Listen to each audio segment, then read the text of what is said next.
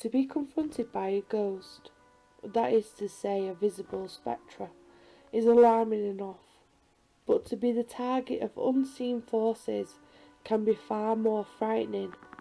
Such occurrences come under the general heading of poltergeist activity, which is almost always associated with the uncontrolled and subliminal release of psychic energy from a distressed human being. The name poltergeist means literally noisy spirits, and they are a worldwide phenomenon. Their activity generally follows a definite pattern. Furniture and household objects are displaced. Crockery is smashed. Taps are turned on and off. Mysteriously strange noises are heard. Sometimes the poltergeist writes messages. There is nothing humorous about one type of poltergeist that features promptly in African folklore, known as the Tokolosi. It is a spirit of unbelievable malevolence, with the power to drive people insane. There are many well-documented tales about it.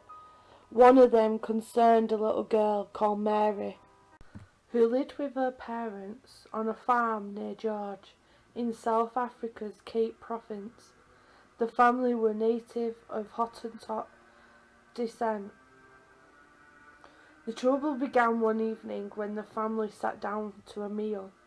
Mary was just reaching out to take a potato from a bowl, when suddenly a large clod of earth appeared from nowhere and thudded down onto the table beside her.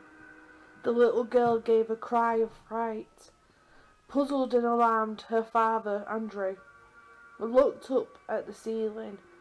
There was nothing to indicate where the lump of earth might have come from. But Andrew was not a man to worry about things he was unable to explain. He simply brushed the clod of earth aside and went on with his meal. But there was more trouble in store for his daughter as she raised her cup to her lips. Some unseen force dashed it out of her hand and smashed it onto the earthen floor. The little girl jumped to her feet in alarm, and as she did so, something knocked her chair flying across the room and sent her staggering with a vicious shove. The same thing happened the next day and the day after. The little girl began to look physically ill. More than that, she was in a state of constant terror. She would wake up in the night screaming in fear.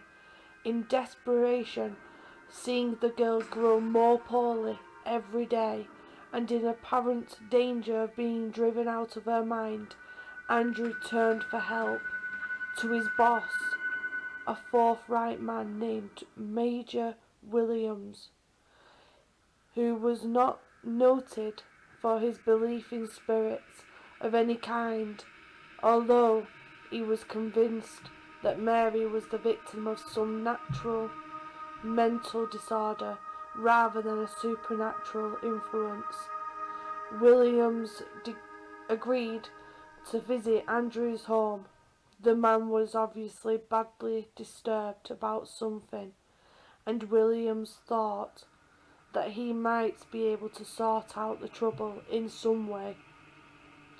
Williams told Andrew that he wanted to be alone with the girl for a while, and sent the man and his wife off on an errand. Mary was in bed.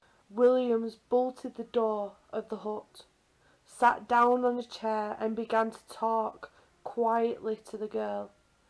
After a while he noticed that she was no longer listening to him.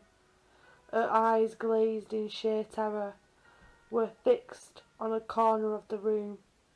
Williams turned around, but there was nothing to be seen, and then a sensation of pure horror ran through him as some invisible thing, which he later described as furry and infinitely loathsome, brushed past his face. The next instant, Mary let out a piercing scream. There was an audible thud, and she fell back onto the bed, clutching her chest. Williams flung open the door and sunlight came pouring into the hut to reveal an ugly red mark on the little girl's skin. Somehow Williams managed to calm the terrified girl. By the time Andrew and his wife returned, she was in an exhausted sleep. Williams told Mary's parents that she would be better off in a hospital, and that he would arrange to take her there the following day. But when he came to the hut the next day, Andrew and his family had vanished. Weeks passed and still they did not return. It began to look as though the tuberculosis had driven them away for good. Then one day, about 3 months later, William saw a familiar figure coming through the farm gate. It was Andrew, and he was smiling again. He told Williams that the evil spirit had been exorcised by a powerful witch doctor. Moreover, the witch doctor had discovered that the tuberculosis had been the product of a hatred of Andrew's mother-in-law, who had wanted the little girl to live with her as an unpaid slave. The mother-in-law had been threatened with all manner of horrible fates by the witch doctor, and had been soundly thrashed by Andrew into the bargain, and all was well again. Hi guys, Miss Night Terror here, and I hope you enjoyed that story. It's pretty scary to think about. The 1 minute you're happy, the next minute you have a poltergeist in your house or whatever. I wouldn't like that. No. If you did like the video, then give us your thumbs up. Also, why don't you become Miss Night Terror's family by subscribing to the channel?